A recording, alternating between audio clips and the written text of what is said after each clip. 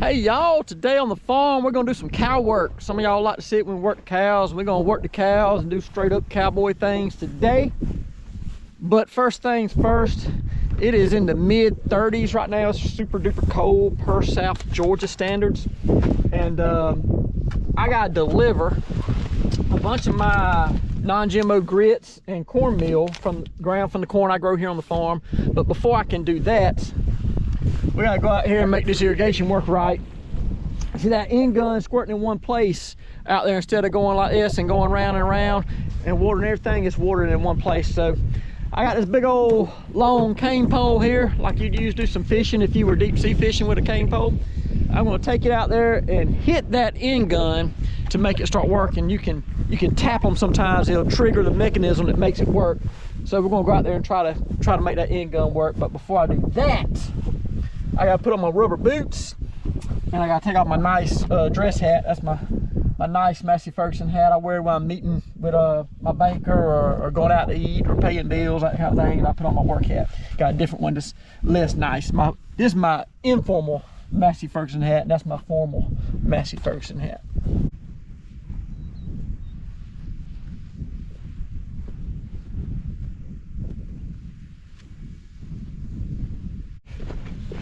I really don't want to get wet. It is legit 35, 36 degrees. And I think you can hear the wind noise, but it's a smooth 8 or 9 mile an hour wind out here. I really don't want to get wet today. Check out the icicles. Icicles hanging on the end gun. Holy moly. The freaking nozzles have ice hanging out of them. Lord have mercy. I don't want to get wet.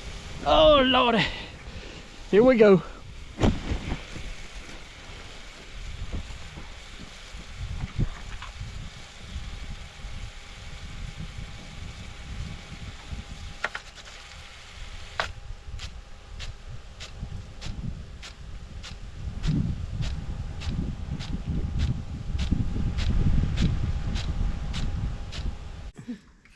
Oh, we're down here now ready to work the cows. I got them caught. I like to catch mine by myself when no one's around. This seems to work easier that way. Now, I've got Will Mosley here from Mosley Brothers Cattle and Dr. Ward. Y'all seen Dr. Ward on here before.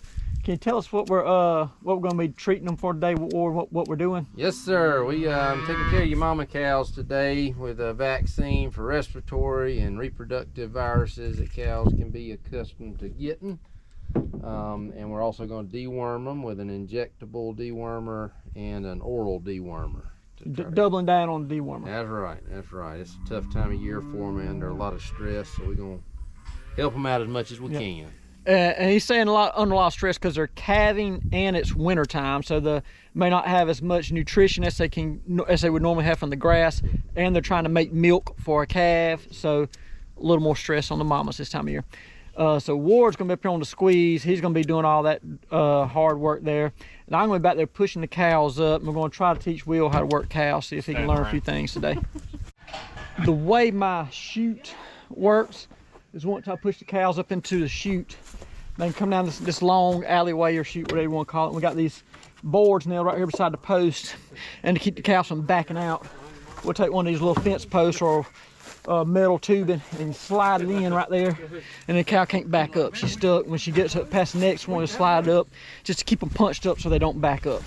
And as you can tell, we built this catch pen facility when I was in the 6th grade. I'm currently, I believe I'm 43. I'm 42 or 43, and so a lot of this facility is old, but I've been updating it over the last few years. You see a lot of new metal out there. Been slowly progressing, but I have not got down to the chute. That's the last part that I haven't replaced yet. So the first thing I'm going to do while they're getting set up over there is I'm going to get in here real calm like. I'm going to walk these cows around. I got a series of pens that get progressively smaller, and so I'm going to walk them around into the progressively smaller pens, shutting the gates behind us, getting them more and more caught and further into the facility. I want to do this as calmly as possible. We don't want to run the cows around I don't want to be out here whooping or hollering at them and hitting them with hot shots, shocking them. You try to do everything calm and slow. What I have found is the slower and calmer you work cattle, the quicker they work. Instead of trying to intimidate them into getting down the hole, instead of waving sticks and beating them and hollering, if you just stand here and let them figure out what you're trying to convey to them, they're actually pretty smart and they can figure it out, and they'll go get in the hole without you beating and yelling at them. So I'm gonna go nice and slow, and I believe that's gonna, as usual, make this go as fast as possible. Works a lot better for me. Once we learn that method, things got in the cow business a lot easier for us. We used to come out here and take a bunch of people and a bunch of four-wheelers and trucks and chase them around and holler at them and try to intimidate them into the holes and pens, and that's just not the way to do it. This is much easier. Yeah, mama.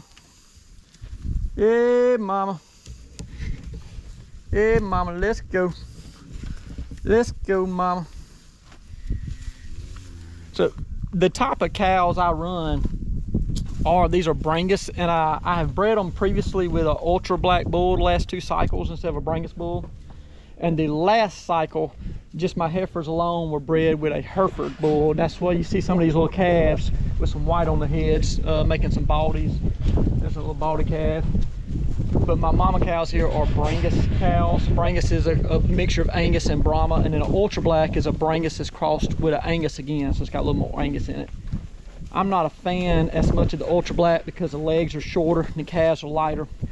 My Brangus calves on average they hit the ground the day they're born at 90+ pounds, and they grow more every day than any other calves we raise. So I like the Brangus. They come out heavier and grow faster, for us anyway. You may have a different experience, but that's our experience.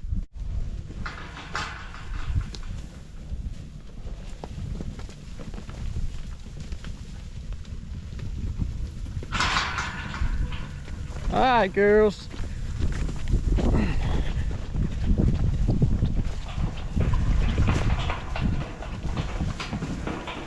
Let's go.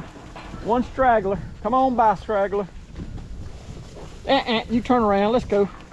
All right, I got them caught now in my 2 smaller portions. I'm gonna push some of them through into the chute. This is the trickiest portion of the whole operation, getting them to go in that little chute up there. I rounded this portion of the pen because previously this was a squared off pen, and they would get in that corner and just go round and round. I call it a cow tornado. But making that side round, it kind of makes it a little bit easier to keep them off the wall and push them on around that gate right there.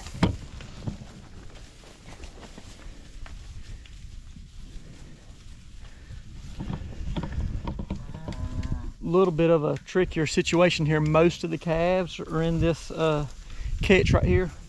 I don't want to get aggressive with these mamas, with these calves in here, because mama cows do not like it when you're aggressive around their calves, and we also don't want the calves to get trampled. So got to be real slow with these baby calves in here.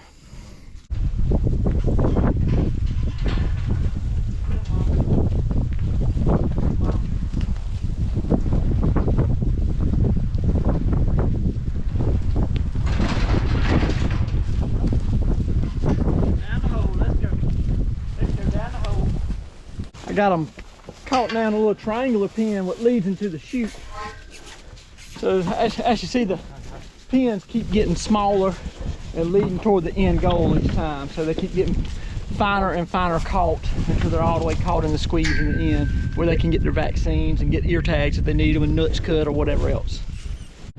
I just shut the last of the first group into the chute. So now I'm gonna go ahead and get the second half of the herd and put them in this smaller pen. Here we go, right here.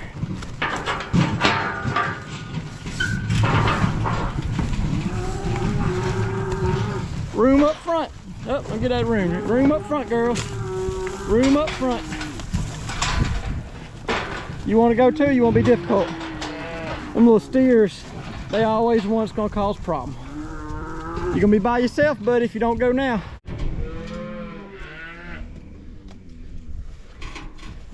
Where was you keeping that razor blade at? Hey, hand me a tag. Hand me a tag. I've seen this done by many vets. They all keep the razor blade in their mouth. And they get it out and they cut them nuts off. I'll do put it. back around and pull them out. Have a surgery table laid out for me. No surgery table, yeah, so you gotta keep it in the mouth. Can we flip them? Yeah, I mean, I don't know if they'll,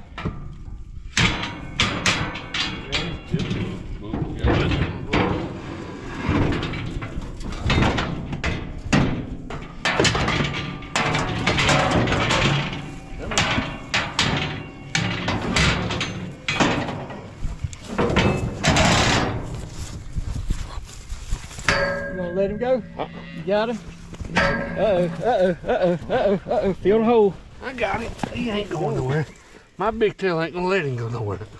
He gonna try to go somewhere when doctor gets cutting on him. Listen. Briars and all.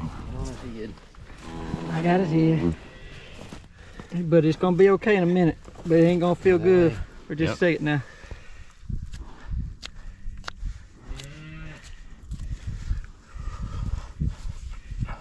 There they are.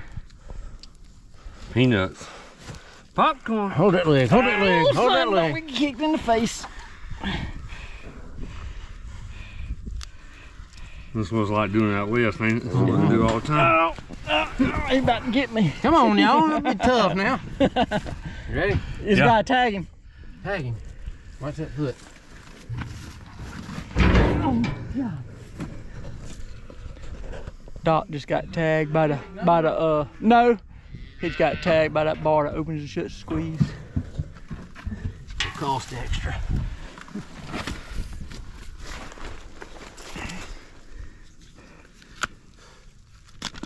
Got him.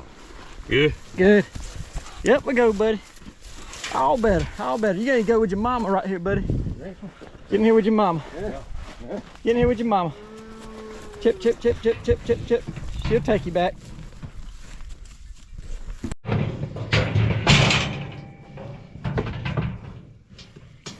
So the squeeze is too small to squeeze a calf and hold it up tight so we can cut the nuts. So that's why he's manhandling it. If it was a bigger, like 400 pounds, we could squeeze it and get it caught and pick his tail up and cut him. But with these little ones, it just won't get small enough. So he's manhandling them. There, I'll get him on the neck. Right. Got him right here. You can have the leg. Yeah, I just holding it down. I need to get a sharper blade, I think. Not for this one. Not that much time, Doc. Pop goes the weasel.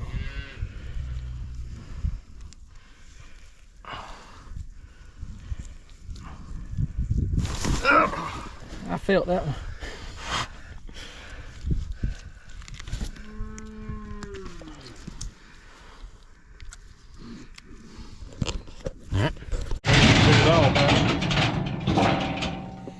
So he's giving her a worm oral injection.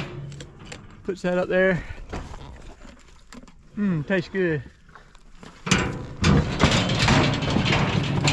Now we're gonna go intramuscular injection. You got a particular spot you like to shoot them at? Gotta do it in the neck. That's the best place. Because that's the worst meat on the cow. Okay. Uh-oh. Get the tail? Now you good. Tell me what you're feeling in there. A uterus that does not have a calf in it. And you could see this cow's a little bit stressed. She sank in on the side. She's an older cow. This cow's probably 10, I'm gonna say.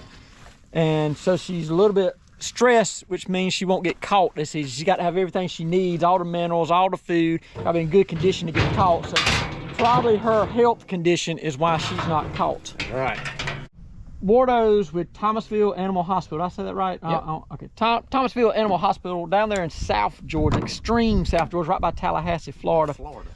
I see you ain't converted to Seminole fan yet. You're still wearing your UGA stuff. That's right. That's right. We ain't no Seminole fans around here. So if you have a cow herd and you're in the general area, so he driven to my farm to help work cows today. He actually grew up right down the road from me, but he will travel around to the farm to work your cows at your farm instead of hauling them to a vet or taking them to a livestock facility where they may encounter more disease and there's more pressure on the cows. He actually goes to your facility, helps you work your cows, gives the vaccines, Right. preg checks, cuts the calf fries off. He'll leave them with you if you want them. But Thomasville Animal Hospital, they can look that up and they can get a hold of you if they want, if they need veterinary services. Y'all do small animal too, though, don't you? Yeah, we do mostly small animal, big horse facility as well. Stay pretty busy. Not a ton of cow work, but there's a little bit here and there. We got them all worked now, and so I got these heifers right here. I'm gonna sell them heifers. That's some good looking Brangus heifers. They're, like I said, ultra black bull on Brangus mamas, made them heifers. This herd here, these mama cows with calves by side, I'm gonna turn them back into my main pasture. And I got some, see over here, some young steers back here that we cut the nuts on today. I'm gonna keep them over winter. I'm gonna feed them out and get them on up there about 1,200, 1,300 pounds, maybe a little more. And I'm gonna butcher them, and you can order the meat from me. I sell my cows butchered, delivered. So you actually pay me and you pay the butcher separate, but I drop them off at the butcher and then I'll pick them up for a fee and deliver them to your front door, frozen, fully packaged, ready to eat. But they still got a ways to go. I got to carry them on through the winter, get them fattened up. I'm gonna grind feed from the non-GMO corn that I grew here on the farm to feed them out, fatten them up, maybe a little cottonseed mixed with that corn to give a little extra protein. I'm gonna turn these mamas back out into the main pasture.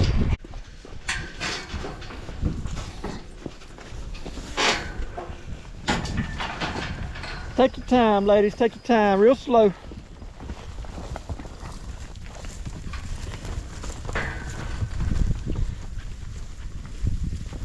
Hey, little buddies, little buddies. Well, that does it for today on the farm. We got all the cows worked and seen about, vaccinated, all that kind of good stuff. I hope all y'all learned something and enjoyed the video. Maybe I work my cows different than you work yours, or maybe you got ideas that you think work better, but I try to do mine low and slow, the way I say it. Take my time.